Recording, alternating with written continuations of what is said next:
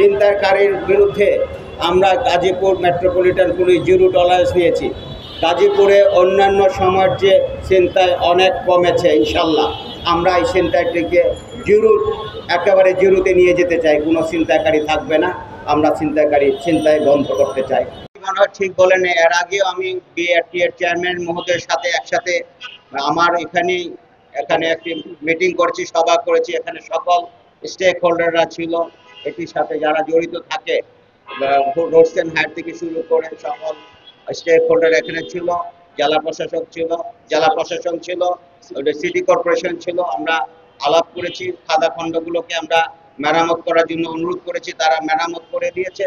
এবং অটোরিকশার ব্যাপারে বলেছি, মহাসড়ক থেকে প্রত্যেকটি ফিডার রোড, এখানে ৭৭টি ফিডার রোড আছে, প্রত্যেকটি ফিডার রোড থেকে মিনিমাম ১০০ মিটার দূরে অটোরিকশা অবস্থান করবে।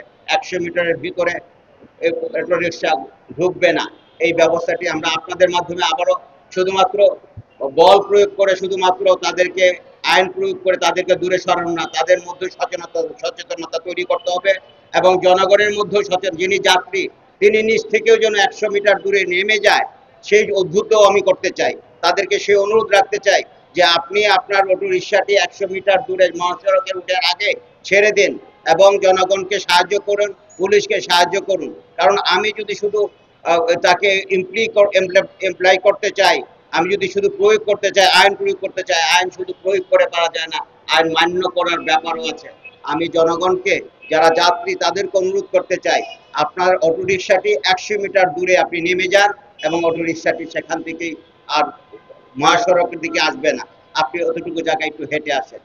আমি সেই অনুরোধটি করতে চাই। অটোরিকশা মহাসড়কে আসবে না, ইনশাল্লাহ আমরা সেই ব্যবস্থা নিচ্ছি। আর যদি আসে, আমরা সেই অটোরিকশাটি ডাম্পিং করার ব্যবস্থা করবো ইনশাল্লাহ। সানবিট সব দিবে সামাল। সানবিট ম্যাজিক প্রেস ডিশওয়াশিং এর মাথা ঘোরানো সলিউশন। কিছু তো অসৎ থাকতেই পারে, সেটির ব্যাপারে আমরা ব্যবস্থা নিচ্ছি। আমরা মোবাইল পার্টি থাকবে, আমরা যদি ভাড়া বেশি নেয় তার বিরুদ্ধে আমরা অবশ্যই ফাইনের ব্যবস্থা রাখবো, তাদেরকে আইনের আওতায় আনার ব্যবস্থা করব। আর ছিনতাই যেটি হচ্ছে, যে ছিনতাই হয়ে যাচ্ছে যেটি বলছেন, ছিনতাইকারীর বিরুদ্ধে আমরা Gazipur metropolitan police zero tolerance নিয়েছি।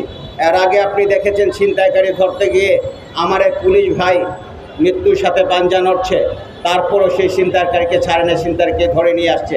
আমরা কিন্তু ছিনতাইকারীকে কখনো ছিনতাইকারীকে জিরো টলারেন্স দিচ্ছি এবং ছিনতাইকারীর বিরুদ্ধে ব্যবস্থা নিচ্ছি।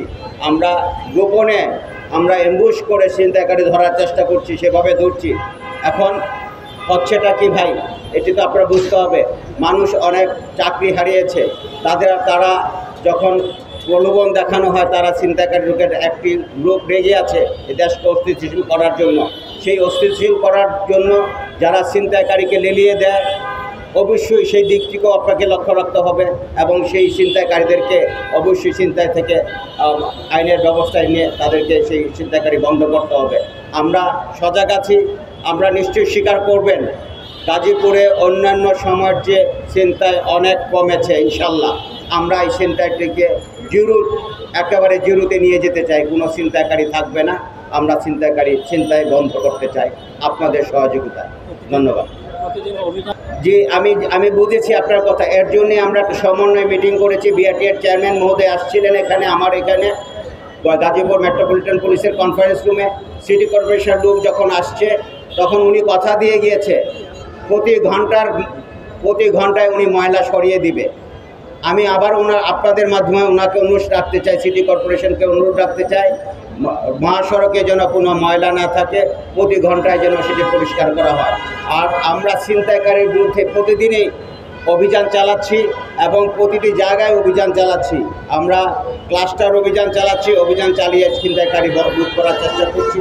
আশা করি ছিনতাই বন্ধ হয়ে যাবে, জনগণ স্বস্তি পাবে ইনশাআল্লাহ।